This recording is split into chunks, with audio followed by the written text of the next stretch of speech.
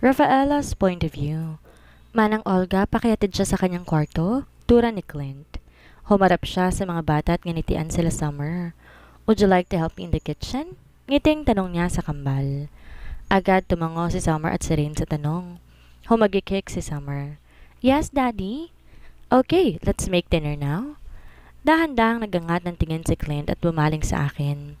Ihahatid ka ni Manang Olga sa kwarto mo? Aniya. Tumalikod din agad siya para maglakad papunta sa kusina, kaya naguluhan akong sumunod ng tingin sa kanyang bultong papalayo. Pupunta kami, Mommy, sa kwarto mo mamaya. Come on, Rain. Daddy needs us. Sabi ni Summer na humagikik na naman. Bumitaw siya sa kamay ko at nginitian ulit ako bago sumunod sa ama na tinatahak na ang daan papuntang kusina. Si Rain din bumitaw sa kamay ko at bumaling din sa akin na may maliit na ngiti sa labi. We're going to cook dinner for you, masaya niyang sabi. Magpahinga ka, Mommy. Patakbong sumunod si Rain sa kambal, dahilan para maiwan ako ng tuluyan kay Manang Olga. Sinundan naman ang tingin ng mag-aama hanggang sa tuluyan silang makapasok sa kusina. Pumasok na rin sa mansyon ang mga katulong. May ilan na bumati at ngumiti na mapadaan sa gilid namin ni Manang Olga. Mamaya na natin guluhin si Rafaela. Pagpahingahin muna natin. Narinig kong sabi ni Nay Conchita na ngayon hinihila na palayo si Sonia. Halika na, ihahatid kita sa kwarto mo. Pukaw ni Manang Osimet. Sa kanya ako napabaling at saglit pang napakunot noo. Ihahatid ako sa kwarto? Bakit? Ibig bang sabihin, hindi na ang kwarto ni Eudora ang gagamitin ko? Sa guest room na ako? Sa ibang kwarto na? Sa bagay, malaki naman ang mansyon. Marami ang guest room kaya't baka isa ron ang magiging kwarto ko. Tahimik akong sumunod kay Manang Olga nang umakit siya sa hagdan. Ngayon lang rumagasa ang maraming katanungan sa akin. Bakit nga ba ako bumalik? Dahil gusto kong makasama sila bilang si Rafaela. Yun naman talagang dahilan kung bakit bumalik ako. Dahil gusto kong makasama sila ulit. Pero bakit hinahayaan ako ni Clint? Bakit hindi siya tumutol? Bakit parang ayos lang sa kanya na bumalik ulit ako? Para saan? Dahil ba gusto rin na Summer at Rain na naririto ako kasama sila? Talaga bang ayos lang yon sa mga bata? Hindi ba sila mahihirapan na narito ako? Si Eudora, hindi ba nila naalala si Eudora sa akin? Galit pa ba sa akin si Clint dahil sa pagsisinungaling ko sa kanya? Natigil ang panggugulo ng mga tanong sa isip ko nang tumigil din kami sa isang pintuan sa dulong bahagi ng kaliwang koridor. Napansin kong katabi lamang niya ng kwarto ni Clint. Ito na ang bagong kwarto ko? Pinihit ni Manang Olga ang seradura at tinulak ang pinto dahilan para bumungad sa paningin ko ang loob ng malaking guest room. Naglakad papasok si Manang Olga at sumenyas na sumunod ako sa kanya. Kaya habang namamangha pa rin sa disenyo ng kwarto, lumakad ako papasok. Kasing laki ito ng kwarto ni Eudora o baka mas doble ang laki nitong bagong kwarto. Puti at olive green ang pintura ng dingding, samantalang puti at abuhin naman ang kulay ng kisame. Malaki ang kama na nasa gitna, king-size bed iyon, kaya agaw atensyon. May 3 malaking picture frame na nakasabit sa dingding sa taas ng headboard ng malaking kama. Tumigil ako para tingnan iyon ng mabuti.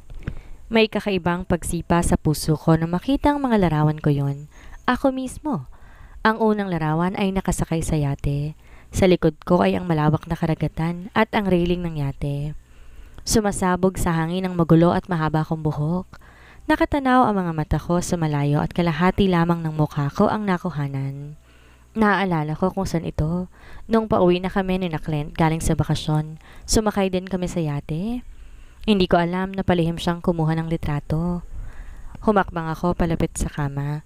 Sa katabi ng unang litrato ay ang litrato naming 4 ni Clint, Summer at Rain. Yon ay kuha nung kasal ni First sa resort ng El Teco. Magkatabi si Summer at si Rain sa gitna. Nasa magkabilang gilid naman kami ni Clint. Nakangiti kaming lahat at maaliwala sa mga mukha. Maganda ang kuha ng litrato, lalo pa terno ang suot na dress ng kambal at kakulay rin ng aking dress ang dress na suot nila. Samantalang presko at gwapong tingnan si Clint sa suot nitong tuxedo. A picture of a happy family from a magazine cover suddenly came to my mind. Ganito ang madalas kong makita ng mga litrato sa family magazine. Ang huling litrato sa kanan, solong litrato ko na naman. Nag-ugat ang mga paa ko sa sahig. Iyon ay isa sa mga litrato na kuha ni Summer habang nasa parke kami. Nasa Manila noon si Clint. Yon ang unang beses na hinayaan niya akong makalabas ng mansyon para ipasyal ang mga bata. Nakasuot lamang ako ng plain v-neck shirt, blue jeans at flat sandals. Medyo maputla ang mukha dahil walang makeup at magulo rin ang buhok dahil sa malakas na ihip ng hangin. Mag-isa ako nakaupo sa ilalim ng malaking puno habang tinatanaw ang mga batang naglalaro. That was raw. Walang espesyal sa retratong yon. It was one of the random photos. Naalala ko si Summer pang kumuha ng litrato sa akin gamit ang bagong cellphone na binigay ni Clint bago siya umalis papunta sa Manila. Binabalik-balikan yan palagi ni Summer at ni Rain. Biglang turan ni Manang Olga. Nilingon ko siya. May maliit na ngiti sa kanyang labi habang pinagmamasdan din ang mga litratong nakasabit. Simula nang dumating ang mga picture na yan, palagi nang pumupunta si Summer at Rain dito sa kwarto. Kapag wala sila sa playroom o kaya sa kwarto nila, siguradong narito sila at pinagmamasdan yung mga litrato. Hindi ko maintindihan. Hindi ko naisip na magpapagawa sila ng gantong malalaking larawan na isasabit sa dingding. Sobrang ganda. Sobrang laki ng mga larawan kaya sigurado sobrang mahal din ang bayad para sa bawat isa nito. Yan sanang regalo na senyorito sa'yo para sa birthday mo. Umawang ang bibig ko. Birthday? Oh, oo nga pala. Dahan-dahan ako nag-iwas ng tingin kay Manang Olga at ibinalik yon sa mga larawan. Nung nakalaang linggo pala ang kaarawan ko. Kaarawan namin ni Eudora. Alam pala ni Clint kung kailan kami pinanganak. Isang malungkot na ngiti ang gumuhit saglit sa aking labi. Nakalimutan kong kaarawan ko pala. Nasanay akong hindi yon binibigyang halaga dahil na rin sa wala akong pera para maganda. Di ko rin naranasang batiin at handaan ng pagkain sa sariling kaarawan. Dagdag gastos lamang yon, sabi pa ni Auntie Lolita. Ang mahalaga daw buhay ako at humihinga. Kaya siguro nasanay ako na hindi kinokonsidera na espesyal ang araw na yon. Isa lamang yung ordinaryong araw para kay Rafaela, kaya naman madalas nakakalimutan ko rin. Hindi ko alam ang mararamdaman ngayon. Kung ito ang regalo ni Clint, para kanino talaga to? Kay Eudora o sa akin? Nilibot kong muli ang mga mata. Malinis at organisado ang lahat ng gamit. Mayroong maliit na pasilyo na patungo sa banyo at may isang pinto sa kaliwa ang pasilyo na hula ko'y patungo sa walk-in closet. Mayroong malaking irregular na hugis ng salamin malapit sa malaking bintana. Sa gilid, katapat lamang ng bintana ay ang study table, drawer at maliit na bookshelves. Ang isang dingding na papalamutian ng dalawang mamahaling gitara. Ang isa kulay puti at ang isa ay itim. Medyo mataas ang kinalalagyan kaya't mukhang mga palamuti lamang. Malaki pa ang espasyo. Kahit siguro 10 tao pang matulog sa carpeted floor ng kwarto, kasya pa rin at hindi magsiksikan. Nagustuhan mo ba? Tanong ni Manang Olga. Tiningnan ko siya at marahan na tumango. Mas gusto ko ang bagong kwarto dahil presko, organisado at konti lamang ang mga gamit. Di na pinaglagyan ni senyorito ng ibang mebles at palamuti. Naisip siguro niya na mas mabuti na ikaw nang madagdag para nakaayon sa gusto mo. I smiled shyly at her. Maganda na ang buong silid. Wala na akong hihilingin pa. Pasalamat pa nga ako na nag-abala silang ihanda ang nakabukod na silid para sa akin. Humakbang papalapit si Manang Olga at ngumiti ng maliit. Ang tagal ka naming hinintay na bumalik. Mabuti na lang at narito ka na, Rafaela. Nitong nakaraang buwan, palaging matamlay ang kambal. Madalas kanilang banggitin sa hapag. Nakikita ko ang pangungulila nila sa'yo. Kaya masayang masaya ako na bumalik ka dahil alam ko magiging masigla na ulit sila. Parang may nagbara sa lalamunan ko. Gusto kong ngumiti, ngunit napapawi rin iyon ang kakaibang kirot sa dibdib ko. Hindi ko naisip na posible rin palang mangulila ang kambal sa pagkawala ko. O siya, magpahinga ka na muna. Bukas na lang tayo mag-usap at marami akong itatanong sa'yo. Tumawa siya ng marahan. Kung may kailangan ka, magtawag ka lang ng katulong, ha? Ngumiti muli si Manang Olga bago tumalikod. Sinundan ko siya ng tingin. Hindi pa rin alam kung ano ang sasabihin at mararamdaman. Nang makaalis ng silid si Manang Olga, humugot ako ng malalim na hininga saka naupo sa malambot na kama. Tuluyang na blankong isip ko nang maiwan akong mag-isa at binalot ng katahimikan ng buong silid. Saglit lamang ang aking pagkatulala dahil nasuyapan ko ang malaking bintana. Sa dating kwarto ni Eudora, Meron siyang terasa, kaya madalas akong nararoon para pagmasdan ng magandang hardin sa likod.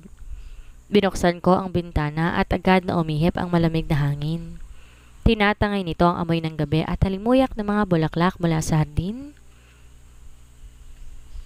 Isang maliit na ngiti ang agad gumuhit sa aking labi nang makita ang hardin. Mayroong mga lamppost sa hardin. May maliliit ding bombilyang nakasabit sa sanga ng mga punong kahoy. Medyo madilim ang hardin, ngunit makikita pa rin ang ganda ng mga bulaklak na nakayuko at nakatiklop. Dalawang magkasunod na katakot mula sa pinto ang narinig ko. Pasok! Bumukas ang pinto, pumasok si Saling at bumati. Magandang gabi. Di niya napigilan, nagbabadyang ngiti sa kanyang labi.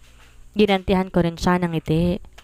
Inutusan po ako ni Senyorito para itanong kung gusto niyo raw po ba ng maiinom o magpapahinga daw muna kayo. Marahan at magalang niyang tanong. Natawa naman ako at saka naglakad papalapit sa kanya. Nang tumigil ako sa tapat niya, agad na lumaki ang kanyang ngiti. Isang mahigpit na yakap ang ginawad ko sa kanya na sinuklian na naman niya.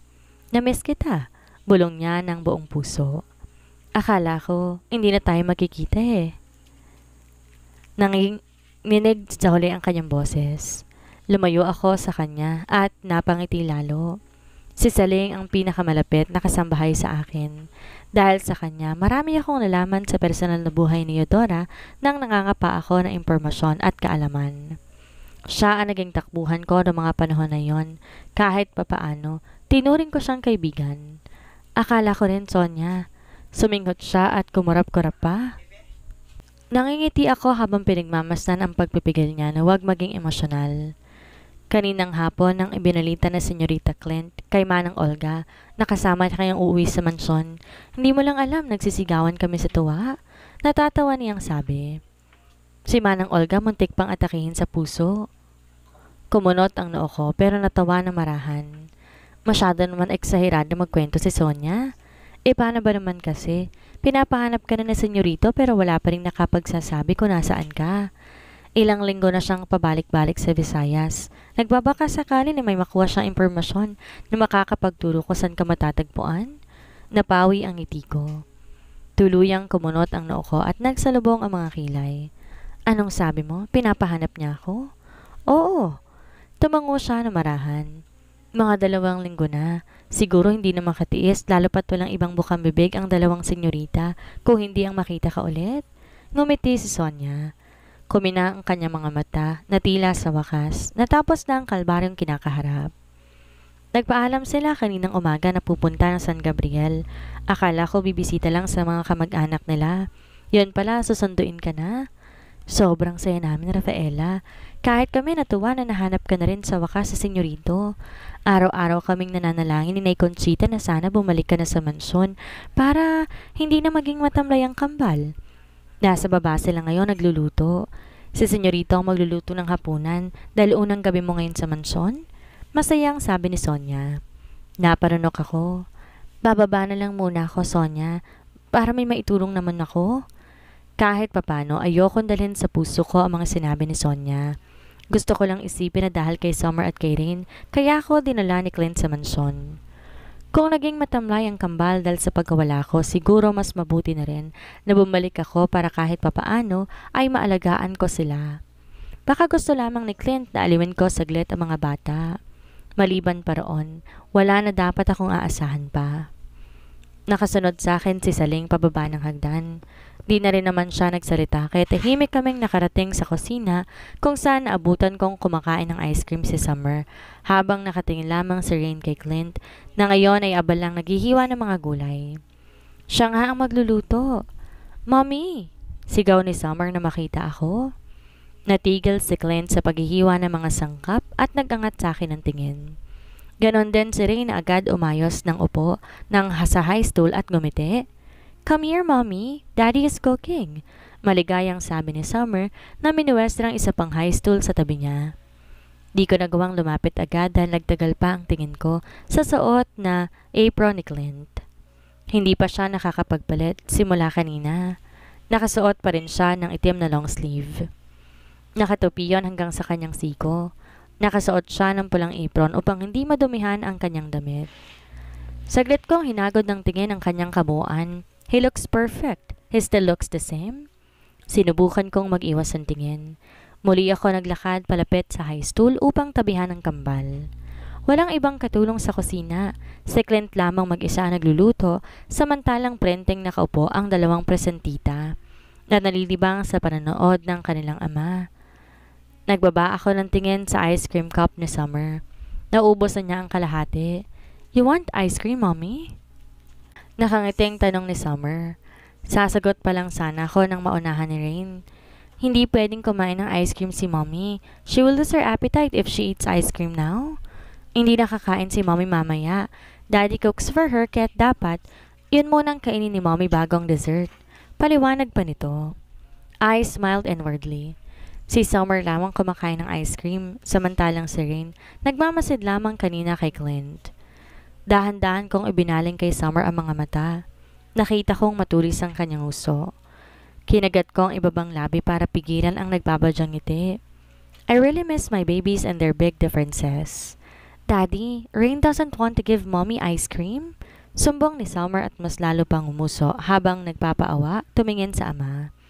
Nagkaroon tuloy ng pagkakataon na sulyapan mo rin ang tingin si Clint. Tumigil siya saglit sa paghihiwa ng gulay para tingnan si Summer. Humalukip-kip si Rain habang nakatingin din sa ama. It's not like that, Daddy. Mommy can eat ice cream after dinner. She can eat desserts later. Depensa naman ni Rain. Bumaling si Summer kay Rain na ngayon ay salubong na ang kilay. Paano kung iwan tayo ni Mommy kasi hindi natin siya binibigyan ng ice cream? What if she leave us because she realizes that Tita Vera is nicer than us? Have you seen Tita Vera's ref? Maraming ice cream sa bahay ni Tita Vera. Baka binibigyan niya palagi si Mommy. Napangipi ako nang lalong naging manipis ang boses ni Summer. Kalaunan kinagat ko ang ibabang labi at sinuri ng tingin ng kambal. Nakanguso si Summer, ayaw na magpatalo kay Rain. Samantalang napapailing naman ang huli. Hindi na babalik si Mommy kay Tita Vera. Daddy won't let that happen, right, Dad? Lumingon si Rain sa ama para maaprobahan ang sinabi nito. Kaya wala sa sariling napasulyap din ako sa lalaki. Napakunot ang noo ko na makitang titig na titig din sa kanyang mga anak at halatang may sinusupil ng ngiti sa mga labi. Humawak siya sa magkabilang gilid ng island counter bago pasalit-salit na tinignan ang dalawa. Stop fighting, babies. Aniya sa mababang boses. But Mommy will leave us. Pasigaw na sagot ni Summer na para bang wala ako rito at hindi naririnig ang pagtatalo nila. She won't leave us, Summer. Si Rain na umiling. Kukunin natin siya ulit kapag umalis siya. Tumawa si Clint dahilan para sa kanya kami mapatingin. May kung anong tumusok sa puso ko na makitang totoo ang tawa niya. Nang natigil siya natuon ang tingin niya sa akin at tipid lamang ng umiti. You shouldn't leave us. Tura niya sa seryosong tono. Dahil maliban sa hindi ka hahayang umalis ni Summer, mukhang hahanapin ka palagi ni Rain at ibabalik sa mansyon? Nakalimutan ko na yatang kumurap dahil tuluyan akong napatulala sa kanya. Tumahimik din ang dalawa kaya nadipin na ang malakas na pagpintig ng puso ko. Ramdam ko ang biglang panlalamig ng mga kamay ko. Totoo pa ba ito? This is too good to be true. Parang panaginip lamang ang lahat. Sinasabi ko sa sarili ko na baka panaginip lang to, pero takot ako na kumpirmahin yon dahil baka pagising ko, hindi ko matanggap na mas maganda ang panaginip kaysa realidad. Can we at least give her an ice cream? Please, Daddy? Naputo lang tinginan namin ni Clint. He chuckled softly. Okay, let me get her some. Tumalikod si Clint para kumuha ng ice cream. Binuksan niya ang refrigerator at kumuha ng 2 cup. Lumapit siya at nilapag iyon sa tapat namin ni Rain. It's okay, baby. Aniya na kay Rain ang mga mata. It would take me an hour to cook. Okay lang na mauna ang dessert. Baka gusto na rin ng mommy ninyo ng ice cream. Kumindat pa siya kay Rain. I cleared my throat. Tahimik kong binulong sa sarili ang mga katagang, kumalma ka, bago tanggapin ang ice cream na dala niya. Malamig ang tiyan ko pero nagliliparan naman sa loob ang mga paru-paro. Sa wakas, natahimik na si Summer. Nang lingunin ko siya, may konting ngiti sa kanyang labi. Ayaw umalis ng kambal sa kusina, ngunit ayaw din ni Clint na tumulong kami. Maliban sa pagbabalat ng mga gulay. Wala na siyang ibang iniutos sa akin. Rain joined the spelling bee contest, Mommy. She won first prize. Talaga? Gulat akong tumingin kay Rain dahil sa balitang yon galing kay Summer. Yes, tell her about the contest, Rain. Paghihikayat ni Summer sa kakambal. Ngumiti ako na magtama ang tingin namin ni Rain. Pakiramdam ko lumobo ang puso ko dahil sa tuwang malaman na sumali siya sa isang contest at nanalo pa. Namula ang pisngi ni Rain kaya mahina ako natawa. Hinawakan ko magkabilang pisngi niya at tinapigilan ng sarili sa sobrang tuwa. Kinintilan ko ng halik ang tungki ng kanyang ilong. That was great, baby. Maligaya kong sabi. Kinabahan ka ba? Tinitigan ko siya sa mga mata para makita niya na interesado kong marinig ang sasabihin niya kaya hindi niya na kailangan mahiya. Tumango si Rain at ngumuso pa. I told Summer not to tell anyone about it. Teacher Zoe asked me to join the contest. My opponents were from other sections but I won. Grade 1 pa lamang si Summer at si Rain. Masaya ako malaman na kahit paano sumasali si Rain sa mga paligsahan. Alam ko na hindi siya sanay sa atensyon at natatakot palagi na makita ng ibang tao. Mahiyain ba naman siya? I am so proud of you, Rain. Mahina akong saad. Sapat para kami lamang ang makarinig. Ngumiti siya at nilingon si Summer. Summer wants to dance. Sumali siya sa ballet class. Every weekend, Daddy sends her to Teacher Melinda's studio. Kwento ni Rain. Umawang muli ang bibig ko at saka nagtaas ng 2 kilay. Wow! Ayaw na rin nasamahan ako sa ballet class, Mommy. Tila may pagtatampo sa tono ni Summer nang sabihin niya iyon. You know that I don't like to dance, sis, ani Rain. Ngumuso lamang si Summer. Palagi siya mag-isa. She's trying to learn how to paint, Mommy. Sa playroom, marami ang painting ni Rain. Flowers, birds, grass, and animals. Natigilan ako. Tumitig ako ng matagal sa kanya. Sa inosente nilang mga mukha. Ganoon na ba ako katagal na wala? Hindi ko alam na marami na pala silang pinagkakabalahan. I always miss you. Bigla ay saad ni Rain. Nabalot na matinding katahimikan ang kusina.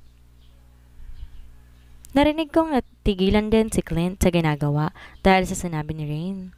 Nabalot na matinding katahimikan. Sinubukan kong ngumiti, ngunit nagpatuloy muli si Rain. I couldn't stop missing you, Mommy. Sometimes, I cry when I'm alone. That's why I asked Daddy to help me paint para kapag namimiss kita, magpipinta na lang ako. Si Summer. She joined the ballet class because she misses you too. Umiiyak siya kapag 2 lang kami sa kwarto. Dahan-dahan kong ibinaling ang tingin kay Summer. Nakatitig siya sa akin, tila ayos lang na sinasabi yun ni Rain. May kirot na naman sa dibdib ko. Mabait si Teacher Melinda, ani Summer na sinubukan ng ngumiti. Gusto ko siya kasi naaalala kita kapag kasama ko si Teacher Melinda. She is as nice as you, Mommy. There is a growing pain in my heart. Parang tinutusok ng milyong-milyong karayom ang puso ko. Inosenteng-inosente ang kanilang mga mukha.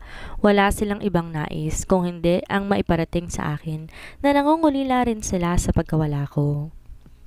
God knows that I miss them every single day. Walang ibang laman ng isip ko kung hindi sila.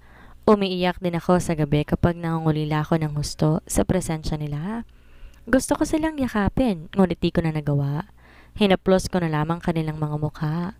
Hindi mailalarawan sa salita ang nararamdaman kong pangungulila sa kanilang dalawa.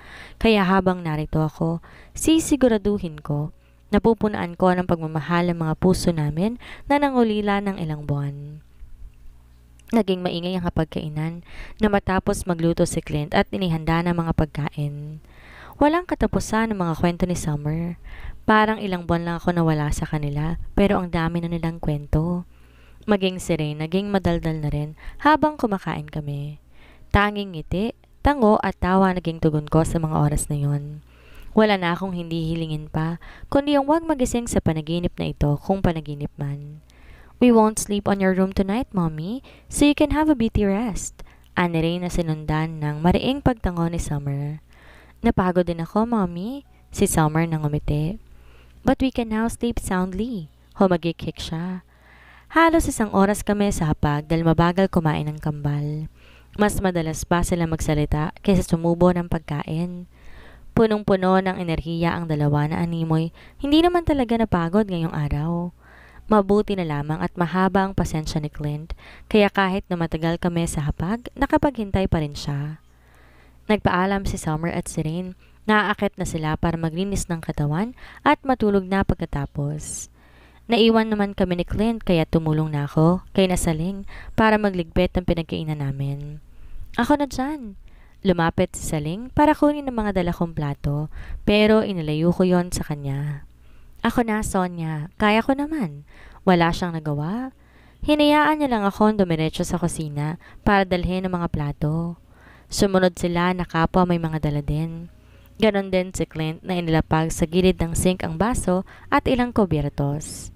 Pinihit niya ang faucet dahilan para dumaloy ang tubig. Akala ko aalis na siya, kaya humarap ako sa lababo para maghugas, pero nanatili siya doon na nakatukod. Ang kamay sa gilid habang pinagmamasdan ang ginagawa ko. Saglit ko pa siyang sinulyapan, pero agad din naman akong nagbawi ng tingin na makitang mariin ang pagkakatitig niya sa akin.